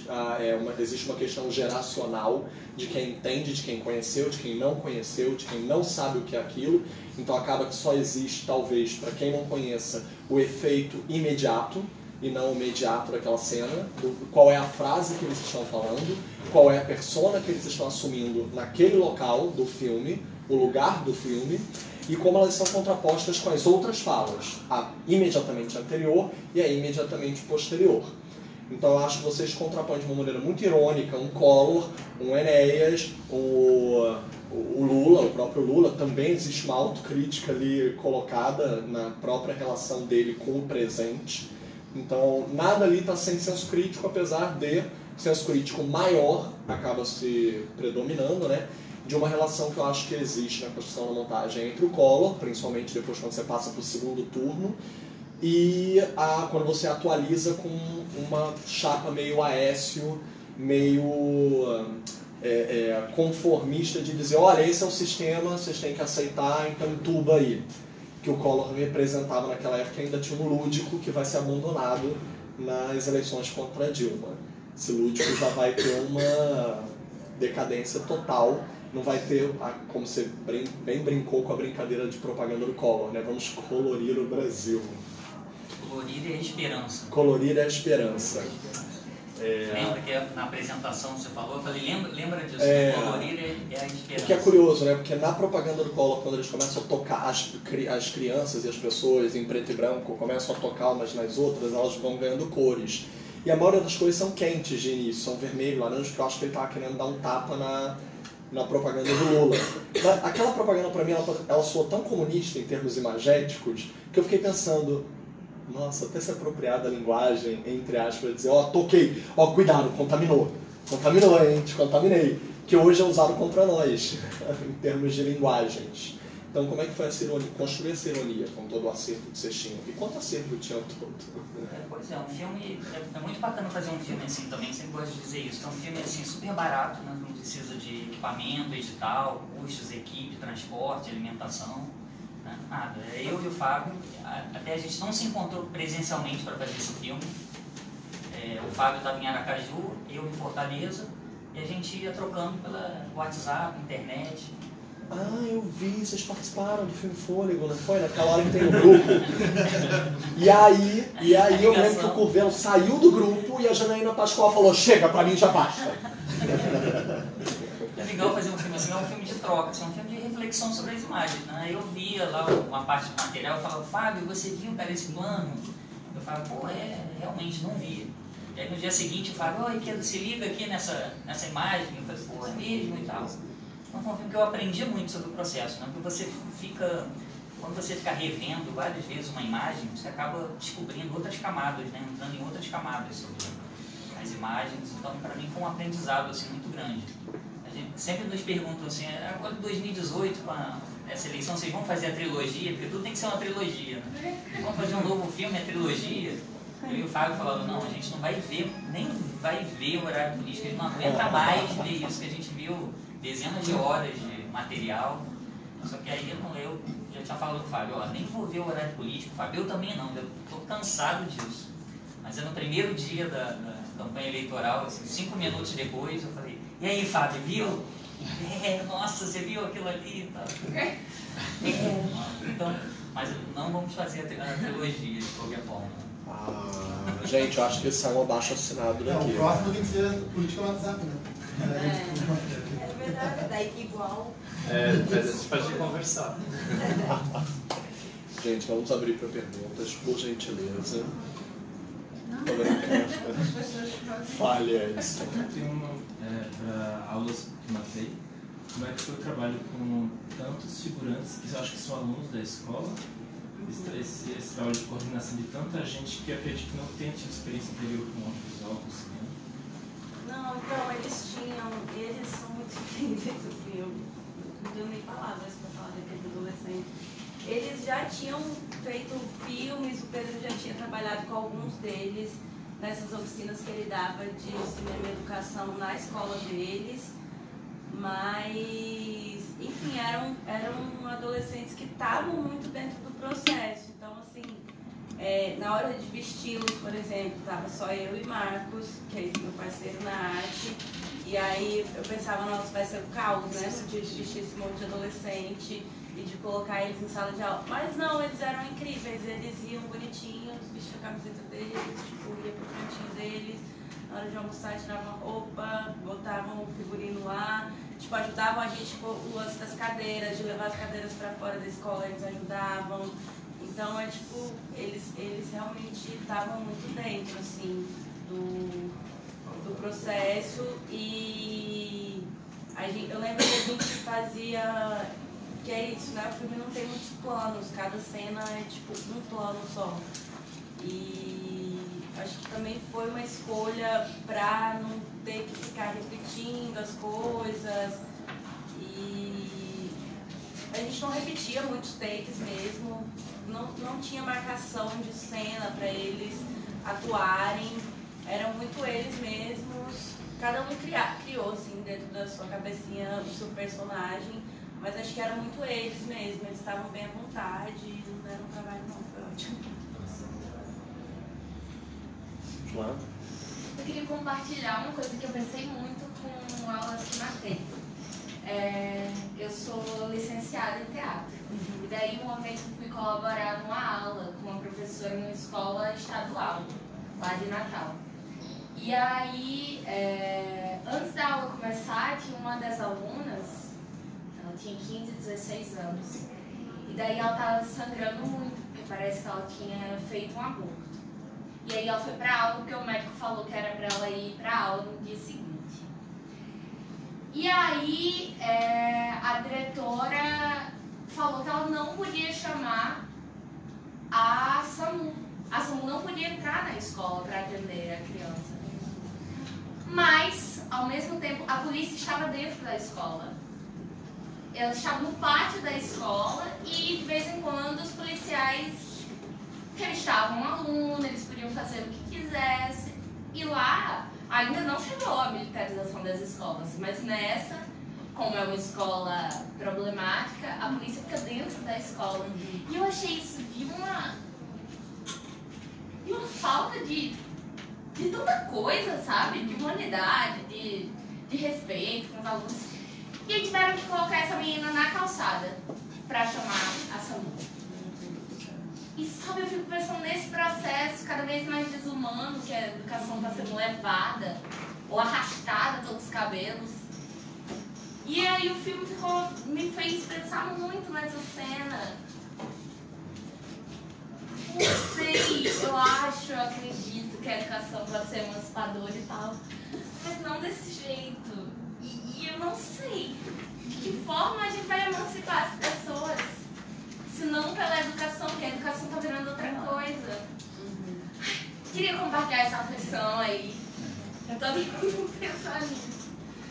Não sei, eu penso, né, quando eu penso em policial militar dentro de escola, revistando aluno, eu penso que essa educação já acabou, assim, que essa estrutura, ela já acabou.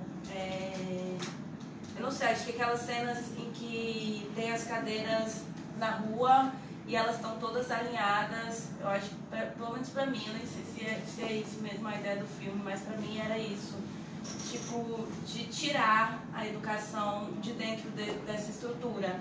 E aí, quando elas estão amontoadas uma em cima da outra, é porque não, tem que talvez destruir mesmo esse modelo que a gente conhece como educação para conseguir construir outra coisa, porque desse jeito, não sei onde vai parar mesmo. Mas tu disse que lá não existe a militarização, né? Tipo, que nem tá acontecendo em Brasília, assim, real oficial. Mas eu acho que no Brasil todo, sabe? A polícia, ela não só dentro das escolas, dentro das universidades, mas na rua das periferias, entrando na casa das pessoas, né? Lá no Rio de Janeiro atirando de helicóptero, matando as pessoas. Eu acho que a polícia no Brasil, ela meio que é dona de tudo, né? Assim, dona de todos os espaços. Eu lembro quando eu fiz uma oficina de performance e lá na UNB e tal, e a gente teve, a minha performance especificamente, teve um problema com a polícia e é isso, assim, eu pensava, gente, por que, né, que eles conseguem ter tanta autoridade sobre a gente? E essa reflexão que eu tenho, assim, eu acho que a polícia, pelo menos, se acha dona de tudo e a gente tem que fazer um movimento muito grande pra... nem sei. Perdão, você pode discorrer um pouquinho, eu não sei se pode, sobre a performance, por que ela foi perseguida? Sim, então, era uma coisa muito simples, é porque eles são toscos mesmo. Tipo, a gente fez, nem era uma performance, assim, porque eu sou muito ruim com coisas de corpo, então eu tava fazendo uma disciplina de performance, intervenção e instalação na UNB, com a Bia Medeiros, que ela é de corpos informáticos, não sei se vocês já ouviram falar. E aí a minha performance dos meus colegas era a gente colocava uma foto nossa num lambe tipo aquele procura-se, escrito cuidado e características de cada um de nós, assim, tipo, sapatão, preta, feminista, e colava na rua. E aí a Bia Medeiros colou, tipo, a gente tava fazendo no setor comercial sul, que é meio que um centrinho, assim, de Brasília, sei que existe algum centro em Brasília, é ali. Tem umas cabines policiais e tinha uma abandonada e a gente colou nessa cabine policial abandonada um dia à noite. E aí no dia seguinte a gente voltou pro mesmo espaço, porque a oficina acontecia ali. E aí eles estavam procurando a gente porque eles falaram que o que a gente estava fazendo era falsidade ideológica, não sei o que. Aí pegou um colega do grupo e meio que deixou ele preso nessa cabinezinha. E aí a gente teve que chamar o pessoal da oficina, a Bia, Diego Azambuja, teve que ir lá para liberar o menino. Eles queriam levar a gente para a delegacia e aí uma amiga começou a filmar e eles ficaram mais putos ainda. Mas enfim, é isso, só porque a gente interferiu no espaço deles. E eu acho que eles têm muito isso, né? E a autoridade policial tem alvo, né? Sim, tem nome, tem cara, exato. tem alvo. E eu acho que é isso mesmo. E no Cário tem a cena em que ele fica amedrontado, o menino, tipo, olha pro policial já com... Sim, eu gosto muito do já espelho saindo retrovisor. Também, Mas já quando ele tá saindo da escola, ele já... E quando você fala também que a assistente social, ela pergunta se ele era da polícia, se ela é da polícia. E tipo, ela se identifica com ele também, porque eu acho que é isso, né? Pra uma mulher preta ver uma criança passando por isso, poderia ser irmão dela, poderia ter sido ela, quando ela era criança, pode acontecer com o filho dela. Então, eu acho que é muito tenso, assim, e enfim, todas essas coisas, né?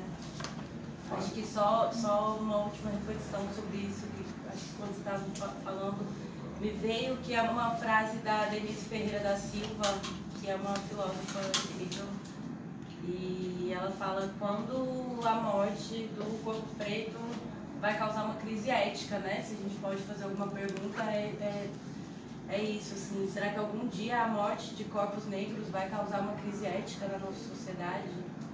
Eu acho que é uma frase que diz muito sobre tudo isso que a gente está falando aqui.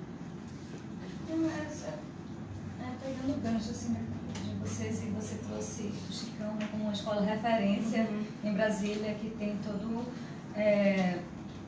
teve essa inserção do próprio diretor, trabalhando com cinema e educação, porque é para a gente também pensar de uma forma propositiva essas soluções. Você não sabe se ela está militarizada agora, mas essa própria intervenção, que é essa abertura para o cinema e educação, eles têm um cineclube na escola, o garoto chega até uma hora e fala, né? Sim. Vocês tiveram que modificar a estrutura da escola, porque essa intervenção acaba modificando também, né, a escola, horizontalizando mais. E por mais que esteja ali uma sala de aula, vocês disseram que precisaram tornar ela mais dura, né? Mas esses espaços vazios. Então, pensar que essa escola, de uma certa maneira, estava acontecendo, né? A partir da arte na escola, nessa intervenção, que a gente não sabe como é que está, você mesmo trouxe essa dúvida, e que vocês precisaram transformá-la no que, né, nessa escola aqui, que a gente sabe que infelizmente predomina, está sendo militarizada. Então, né, pensar que essas soluções estão entre a gente, estão acontecendo de alguma forma. E tudo que corremos esse risco, né, é torcer que o Chicão, sabe, consiga ter essa resistência, né, no caso. Só uma coisa rápida para estender até para os outros 3 filmes, mas eu acho que também tem questões em termos de como nós nos reeducamos presentes no Ainda Ontem, no Xangô e no Fôlego. Eu digo ontem porque eles estudam a música em primeiro lugar. Existe até uma cena em que diz, se você não estudar, você lá não vai conseguir fazer.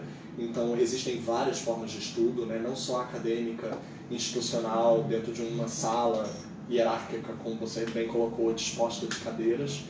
E eu acho que, e claro, existe o personagem também do aluno que vai lá prestar uma prova e que ele está muito compenetrado, ele consegue dialogar entre os mundos, né? Entre o mundo da música e o mundo do institucional. Existe essa esperança. Eu queria até que você pudesse discorrer um pouco mais sobre o que é também para as pessoas de lá representar a comunidade, mas também poder sair da comunidade para trazer algo novo.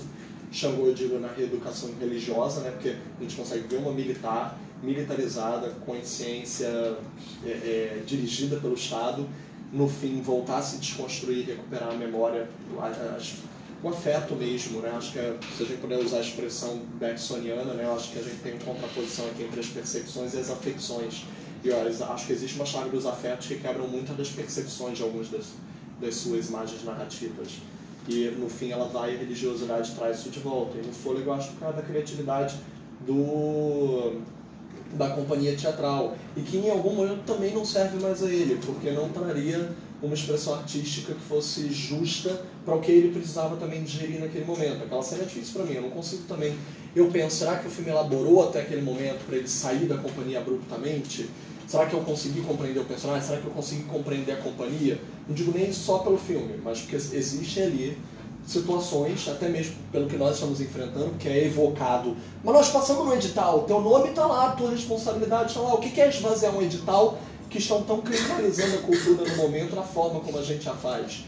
Então, também é uma questão, até onde vai a nossa própria reeducação fora de uma instituição pré-designada, né? Onde as percepções não conseguem satisfazer os nossos afetos. Então, se vocês três pudessem também desenvolver um pouco isso. Acho que mais na comunidade essa questão do estudo. Tem a mesma música ali a gente vê assim, que na verdade começou isso agora nos anos 2000 e pouco, porque até então eu crescendo ali, a gente não tinha convívio com ninguém que tinha feito curso superior, né? A gente nunca teve isso ali como espelho. Na minha família ninguém fez curso superior, na minha família acho que de muitos ninguém fez curso superior. Hoje a gente já tem bastante gente lá dentro que se formou, que corre atrás e tal. E é mais também, eu acredito que tanto a música, curso superior, futebol, tudo, é mais, eu vejo como um grito de ser alguém, assim, porque você passa a sua vida inteira sendo invisível perante a sociedade, e a sociedade fala que é daquele jeito que você tem que ser visto e tal. É mais isso que a galera que sai procurar, eu tenho que me informar, eu tenho que trazer para dentro da minha quebrada algo que a minha quebrada seja notada, que a gente não é invisível, não é visto só no noticiário policial, tem que ser visto também por exemplo, que nem hoje eu estou aqui representando a minha quebrada do SIC por um trabalho cultural, um trabalho que tipo, eu falo ainda, eu tento fazer um post hoje com a foto que passaram, é o SIC na Telona. Tipo, esse é acho que é todo mundo lá dentro que é mais essa sociedade. A gente é visível também, a gente faz parte dessa sociedade também. Eu acho que no caso assim, do dia de Xangô, tipo, alguém comentou assim, eu acho que esse filme chega bastante em quem é cubano, assim, sabe? Lá em Cuba as pessoas sentem muito. E alguém me comentou que refletia muito uma crise que realmente as famílias cubanas tiveram, assim, sabe? Ou a revolução, ou a religião, e as coisas de repente serem incompatíveis, sabe?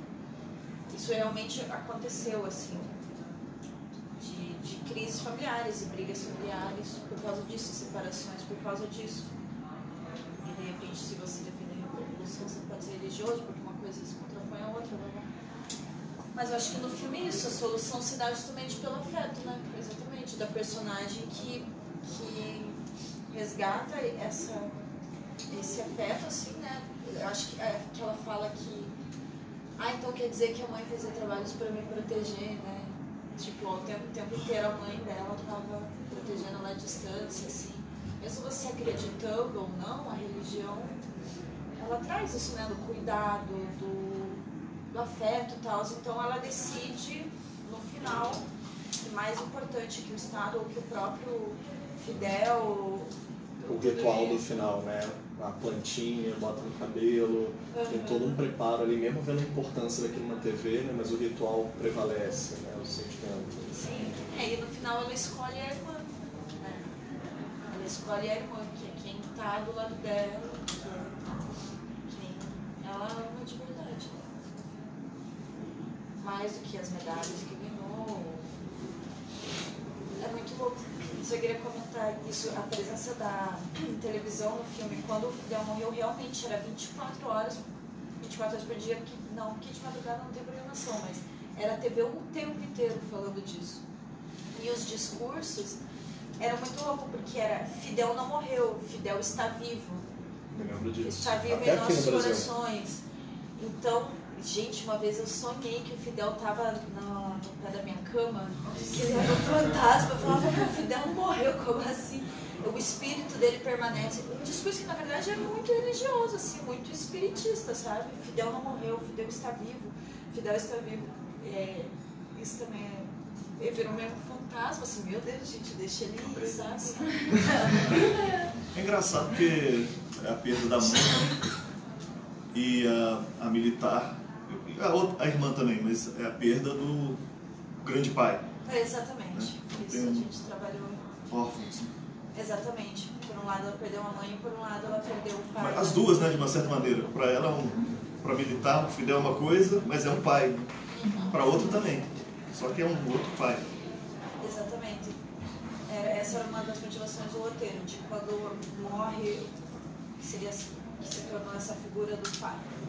Para ela decide voltar para casa para resolver essa questão de que, não sei se fica claro no roteiro, mas ela não foi enterro, né, da mãe. Então, tendo o país todo envolvido nesse luto, ela vai resolver o luto dela. Em relação ao fôlego? Então, sobre... É que acho que tem uma perspectiva muito do íntimo, né, de algum jeito no filme. Daí, o que eu consigo tentar relacionar com essa história mais... Você levantou sobre a questão do grupo de teatro. Acho que tem, de algum jeito, uma precariedade ali na forma como aquele grupo tenta se sustentar. Acho que acompanhar os ensaios e, sei lá, aquela cena que eles vão passando cadeira, aquela gente reencena, mas tem a parte documental, né? De passar aquelas cadeiras totalmente detonadas. Enfim, tem uma certa precariedade daquele grupo tentando se articular de algum jeito. E, enfim, a estrutura do filme é bem fragmentada, né? Acho que uma tentativa de tentar diluir um pouco essa ideia de causalidade, de que uma coisa... de uma linha temporal muito correta, assim, sabe? Uma ideia de que esses tempos coexistem e que o que puxa uma cena para outra são mais elementos que tentam de alguma forma criar outros tipos de relação. Então talvez por essa estrutura mais fragmentada que essa ideia desse rompimento com o teatro talvez venha um pouco, não sei se de repente, mas como um acúmulo desses outros universos que o filme lida, sabe? Mas enfim, sempre foi traçado para chegar nesse ponto de uma ruptura não só com o grupo, mas com todas as outras relações, de forma com que esse esforço de ficar engajado em algo não se sustentasse assim, e tivesse que ser rompido para que a outra coisa fosse descoberta.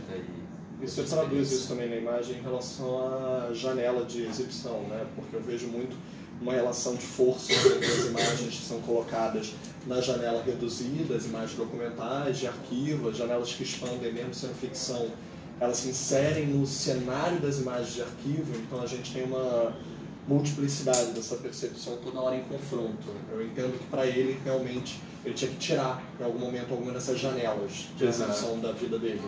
Então ele vai limando, eu acho que ele acaba virando físico por causa da forma como você diferenciou as janelas. As do computador, as de arquivo, as de ficção. Então, acho que é um jogo aí interessante de se pensar. E eu acho que a gente começa negando a ficção, né, no começo do filme, e de algum jeito parece que o filme precisa se assumir enquanto esse processo ficcional também para dar conta da elaboração do luto dele, sabe? No final, acho que tem um pouco isso, assim, de quase o filme inteiro silenciar, né, não tem mais som direto, só essa construção, enfim, fica claro esse caráter mais ficcional mesmo, mais de construção, tipo, escancarar isso para que, pelo menos nesse lugar mais performático, ele pudesse se resolver. Acho que tem esse jogo com as janelas mesmo, nessa trajetória dele. Eu senti vontade, às vezes, no lugar dele, de fechar várias janelas. Me deu vontade, assim, aí vou começar a fechar. Deixei várias, porque tava ficando opressor.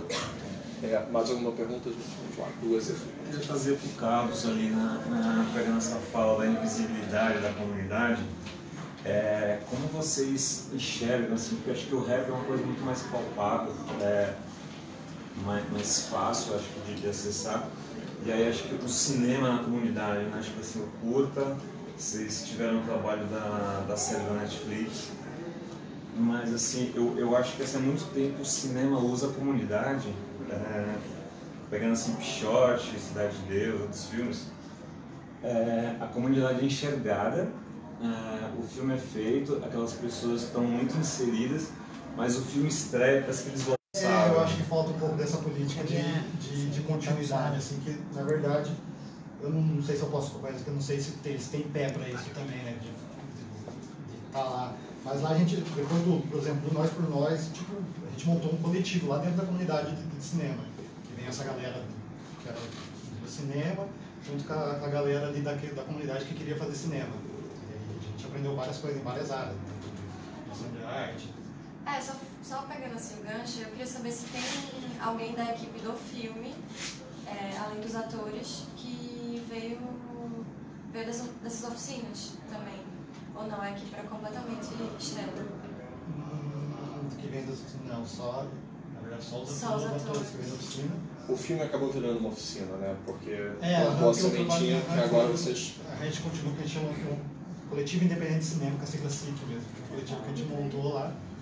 E cada época a gente pega uma equipe e faz um trabalho do zero, desde ideia, roteiro, filmar, faz um videoclipe, ou faz um curta, faz alguma coisa. Que no momento está um pouco parado, mas a gente tem planos de voltar com ele. Tem profissionais de várias áreas, tem um profissional que ele é diretor de produção, tem um profissional que é diretor de arte, um diretor de fotografia, ali tipo, todo mundo vai aprendendo várias áreas ali. Esse interesse. E Carlos, tudo bom? Tudo bom. Tu falou ontem na apresentação do filme que você tinha participado um pouco no processo de roteiro, de dar as referências sobre o que é esse universo, né? Sim. Do hip hop, da periferia, enfim. E também queria que tu, se não falou ainda, falasse um pouco sobre esse grupo que tem lá da cultura hip hop, que cantam, qual é o nome? JAC. Como? JAC. JAC. Fica Júri de Atitude Consciente. Sim. E aí, sobre essa cena também do rap lá, assim, porque tem registros de imagem de arquivo audiovisual que significa que vocês estavam produzindo imagens, sim. E o filme poderia muito bem também ter um outro filme só com as imagens, que vocês mesmos produziram, né? Uhum. Então, como é que é a relação com o audiovisual ainda na cena hip hop que abrange tantas linguagens além da música, né? Tem todo um movimento cultural que é isso, nós por nós, que é dentro mesmo, né? De dentro para dentro. Como é que é? No roteiro eu tive essa colaboração nessa questão mesmo de adaptar, colocar o rap ali dentro. Como eu falei inicialmente, a ideia que seria, no roteiro, era o tema musical ali seria o rock. Só que como não tinha nada a ver com aqueles personagens, com aqueles meninos, a gente trouxe pro rap e daí sentando com a Jessica, conversando como a gente ia colocar o rap ali, o que a gente fazer aqui, tipo, esse personagem não faria isso e tal, esse personagem faria isso pelo rap e tal. E o grupo, ali, quando a gente começou ali, na verdade o grupo feito essas comunidades, assim, tipo, você morava aqui, você não podia ir ali porque ia dar merda. E a gente teve e a gente do movimento, a gente sempre se encontrava, a gente que era do movimento, tinha um que dançava aqui, outro que cantava ali, outro que cantava aqui, a gente sempre encontrava numa associação lá. E como a gente, nesses encontros, sempre tinha um daquele bairro, daquela comunidade, aquele, a gente viu essa necessidade, vamos montar um grupo, você dali, você de lá, você de cá, para tentar unir essa galera. E foi o que deu certo, porque tipo, quando a gente fazia show, ia todo mundo desses vários bairros e em show de rap, tipo, muito difícil você ver que dá uma briga, mesmo que você tenha diferenças com essa pessoa, sempre gera aquele, não, vamos respeitar, gente, é um movimento hip hop e tal. E na questão dessas mídias, audiovisual, assim, principalmente lá em Curitiba, você vê que tem 7 anos, a gente está aprendendo. Até a questão de plataformas agora, tipo, de distribuição de música, a gente está bem atrasado perante o sistema musical, tudo que a gente está tentando correr atrás para se adequar a esse novo público, se adequar a essa nova linguagem. Vontade não falta, né? A gente mesmo produz nossos próprios clipes lá, a gente pega uma câmerazinha, faz do jeito que a gente, do pouco conhecimento que a gente tem, com a ajuda de alguém de cinema, se tá alguém do cinema dando um auxílio pra gente, prestando algum equipamento. Mas ali é o verdadeiro nós por nós, ali a gente faz, a gente produz, a gente roteiriza e filma. Eu vi que tipo o rap assim tem toda uma estrutura, sistema dentro, e que acaba ensinando, pode ensinar muito também para pessoas das outras linguagens, assim, que estão produzindo outras coisas e tal. Especialmente se tratando de mercado, porque está rolando até a discussão, assim, sobre esse eixo Rio-São Paulo dentro do rap, né? Onde alguns MCs, tipo, do Nordeste começam a se levantar diante disso. Você lá no extremo sul, não no extremo assim, mas lá embaixo, como é que se dá a parte do mercado, assim? Vocês fazem turnês, tocam em outros estados também. Tem a oportunidade de estar aqui em Pernambuco com o cinema, né? Mas com a música rola circulação? Posso só pedir uma gentileza rápida, gente? Me perdoe mesmo. Como eles me pediram para fazer a última pergunta, eu sei que tem mais uma. Antes de responder essa, posso só pedir para fazer em bloco? Pode. Porque aí a mesa responde tudo de uma vez. Pode ser? Só para cumprir o horário que a produção está me enforcando ali. Tem mais alguma pergunta, gente? Eu sei que tem a sua, tem o Fábio. Posso pedir para fazer em bloco? Vocês se importam? Qualquer coisa eu anoto aqui e lembro vocês. Pronto. Fábio. Temos comentários para... Claro. Então, Fôlego, o pai assistiu? Primeira pergunta. Você disse que os familiares foram assistir e tal. O pai foi? Ele viu o filme? Depois, assim, o que é que te moveu a falar da história de Bruno? Né? Por que aquela história foi a história mobilizadora de um longa-metragem? Depois, você diz que não é um filme de mãe. Né? Não é um filme de mãe, nem um filme de morte, mas no final você dedica a todas as mães. Não está lá? Dedico este filme a todas as mães. Agradecimento, né? Agradecimento. E eu, como mãe, eu fiquei assim, né? Qual mãe que Renato está falando? Qual mãe que Bruno está falando? A mãe que não está mais lá, a mãe que não perdeu? Ou esse imaginário de que todas as mães é essa coisa etérea, entendeu? Está ali no campo do quase não ser, né? Não se concretizar como mulher, como pessoa que se lascou a vida inteira, que não foi para a praia dela, que morreu aos 56 anos, que deixou de viver a vida inteira por conta dos filhos. Isso está no filme, né? De alguma forma. Eu me toquei muito por isso. Essa mulher não fez nada, ela ficou lá, o pai foi embora, ela ficou cuidando dos dois meninos, os dois meninos querendo ir-se embora e ela lá, presa por conta desse papel etéreo da mãe que é cuidadora, né? Outra coisa assim, eu também um comentário, esse filme para você, quer dizer, ou pelo menos para mim, ele é um filme de montagem. Quando você também fala em Vânia Debs, que eu leio Vânia Debs, você agradecendo a ela, eu vejo Vânia Debs, ela é a mãe da montagem no Brasil. Então, assim, além de ter sido tua professora na USP, ela também é uma professora que é meio mãe, né? Ela é uma montadora meio mãe. Aqui no cinema pernambucano, historicamente, ela montou os filmes de grande parte da história do cinema pernambucano, né? Os filmes de Cláudio Cid, os filmes que Hilton roteirizou, vários filmes da história do cinema pernambucano. É Vânia Debs que decidiu, hoje em dia não mais, mas decidiu o que é que vai entrar e o que vai entrar. História da Eternidade é montado, é dirigido enquanto montagem por Vânia Debs. Então, quando você dedica a ela, eu fico pensando nisso. Como é que esse filme é muito mais de montagem do que de acervo? É só um comentário que eu estou fazendo, né? Com relação a Cuba, é um comentário muito pessoal. Enquanto você foi 2 dias para Cuba após a morte da sua mãe, eu não fui porque eu sabia que minha avó ia morrer. Então, assim, eu tinha 20 e poucos anos, uma menina de 3 anos de idade, e apareceu a oportunidade de eu fazer para que o senhor passasse. Aí eu ia perder a minha avó aqui, sabe como é? Então, isso me tocou profundamente quando você dá essa explicação.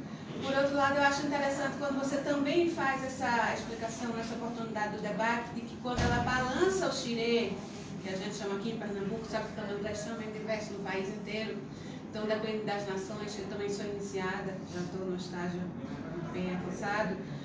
Aqui a gente chama o orixá para incorporar. Quando você diz que é para fazer pedido e ela fecha os olhos de cara, mas essa mulher vai receber Xangô ali agora. Na verdade não, é um pedido, né? Porque ela se concentra, né?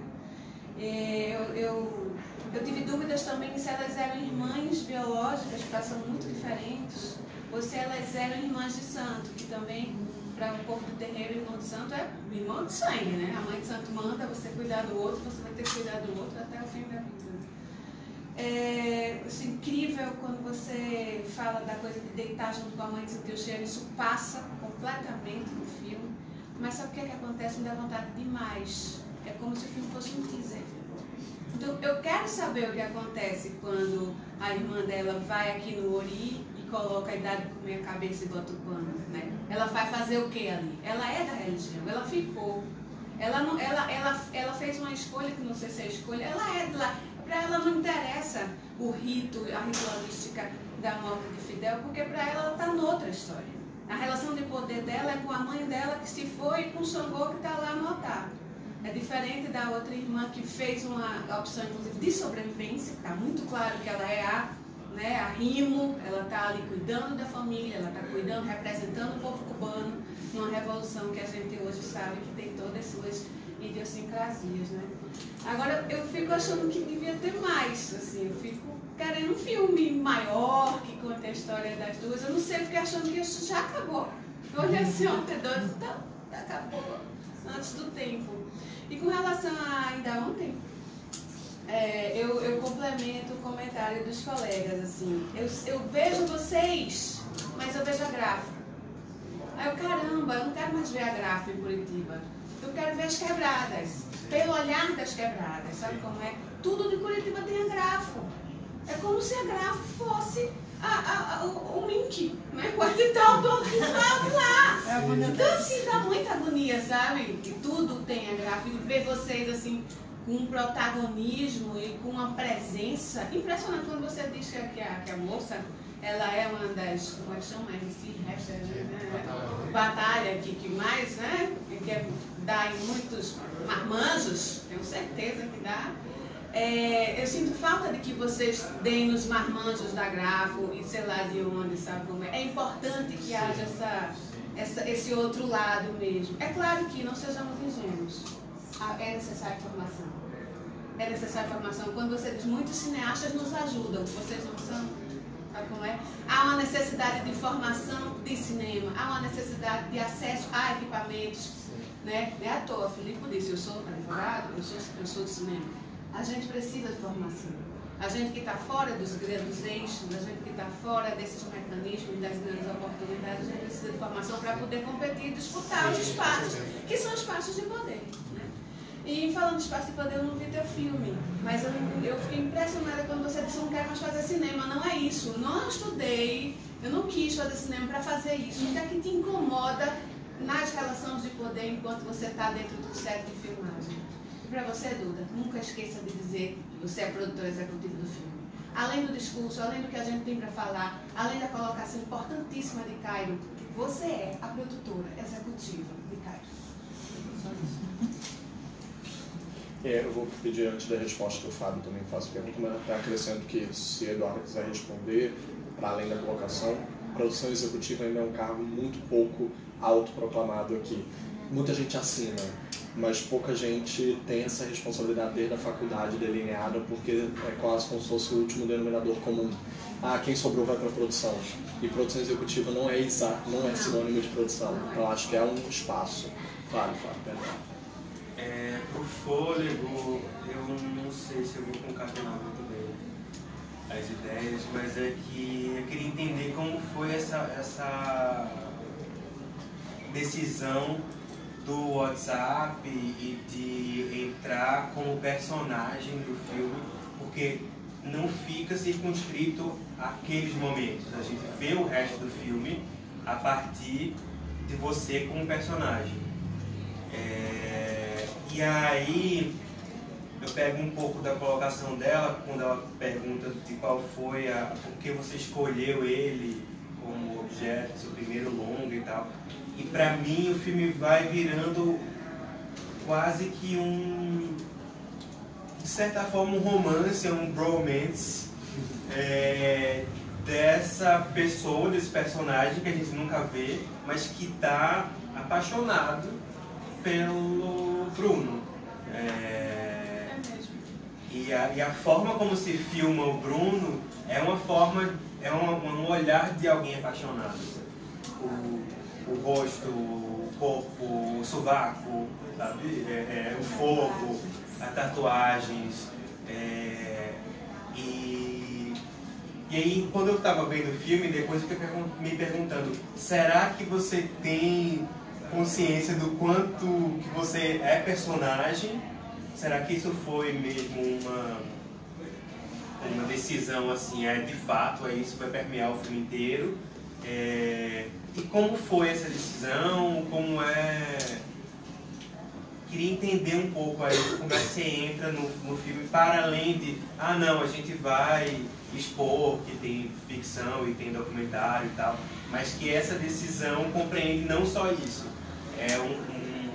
a visão do todo vai ser contaminada por essa decisão. Podemos começar então no sentido... Eu sei que tem uma pergunta anterior para você sobre o cenário musical fora de Curitiba, mas podemos começar assim, que aí vai direto da última para... só acrescentando também o fato, tem só uma cena que eu reconheço isso que o Fábio fala especificamente, que é quando você fala a frase, eu tenho muita dificuldade de aceitar que as coisas acabam. Ali eu te vi, mas eu senti falta de te ver em outros lugares, como, já que você tem uma relação com o personagem, aonde está você? Aonde você é o personagem. Naquela frase eu te entendi, mas só para discorrer. Eu não senti falta nenhuma. Eu acho que você tá muito no filme de uma forma muito original, assim. Porque é um personagem, a gente nunca vê, a gente não sabe muito bem as suas motivações, mas através da forma como você filma Bruno, como Bruno é mostrado, a gente vê muito esse personagem, pelo menos o personagem que eu criei na minha cabeça. Começando a te responder, aquilo que eu disse que não é eu não quis dizer exatamente que não era um filme sobre morte nem sobre mãe, mas que não é sobre uma verdade sobre esses temas, assim. Acho que essa tela do computador de tudo está mediado por mim, é sobre aquela mulher que a gente está falando especificamente, sobre essa história do meu ponto de vista, assim, o que eu peguei do Bruno nesse processo, e a gente está contando a história dela a partir de mim, assim. Acho que justamente a escolha de mostrar a foto dela em algum momento é justamente para aterrar. A gente não está falando sobre essa ideia de mãe, essa entidade mãe, é sobre essa mulher dessa foto. É um jeito de trazer para o chão, assim, de algum jeito, e tornar mais específico o recorte, assim. E daí não é uma dedicação, né, a todas as mães, é mais um agradecimento. Eu trabalho com o PH2, que é o grupo que está no filme, eu comecei a trabalhar com eles um pouco depois. E a gente costuma fazer isso em todos os agradecimentos, a gente sempre coloca todas as mães, porque nessa coisa da precariedade, as mães dão muito suporte para essas produções, enfim, é um jeito, alguma tentativa de mostrar algum carinho a elas que sempre fizeram aquilo acontecer também de alguma forma, sabe? Você perguntou sobre o pai? Então, a relação deles, enfim, vou expor um pouco mais do que no filme ainda, mas enfim, os pais do Bruno se separaram realmente quando ele era muito pequeno, e o Bruno só viu os pais dele juntos no mesmo espaço 2 vezes. Na primeira peça que ele fez, cada um estava num canto da plateia, e no enterro dela. Ele nunca falou sobre ela, o Bruno nunca soube nada sobre a história do ponto de vista do pai, eles nunca falavam um sobre o outro, e daí quando a gente ia até a estreia em São Paulo, a gente realmente percebeu que era ele. Ele vai assistir, toda a família dele vai assistir, tava a família dos dois lados, do lado da mãe e do lado do pai, se encontraram na entrada do cinema e interagiram, coisa que nunca tinha acontecido, sei lá, desde a separação deles. E daí no dia seguinte, o Bruno não estava mais morando em São Paulo, e daí ele estava ficando na casa do pai quando ele veio para a estreia. E daí no dia seguinte eles tiveram uma conversa de 3 horas em que tudo foi contado e o pai chorou um monte. Entende? Tipo, de algum jeito a coisa se reconfigurou a partir do filme, porque a gente estava meio sem saber como ia ser, porque é isso, a figura do pai está no começo do filme, mas ela se dilui como aconteceu de fato, assim, é uma ausência mesmo. É verdade. E Vânia, como eu te falei, ontem foi minha professora na faculdade, minha orientadora, fui monitor dela, fiz tudo que tinha direito com ela na faculdade. E acredito também que é um filme que usa muito da montagem mesmo para acontecer, mesmo para essas... Como não tem essa linha muito clara de ação-consequência, assim como os elementos que puxam o outro são de outra ordem, acho que tem muito a ver com a montagem, assim. A barba que está na foto do WhatsApp descolorida, que vai vir ali na frente, o cuspe na janela e o cuspe na fogueira, sabe, esses elementos que se entrecruzam, assim, a infiltração no computador, ia lá, e no texto, enfim, esses elementos que vão de algum jeito costurando isso. Tô tentando ir rápido porque parece que a gente tem que acabar aqui.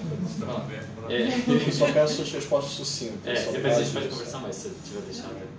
E daí, sobre como foi a minha inserção como personagem. A coisa do... E porque eu escolhi o Bruno, né? Enfim, acho que tem uma paixão mesmo que tá não no campo do sexual, mas tem uma paixão mesmo por essa figura.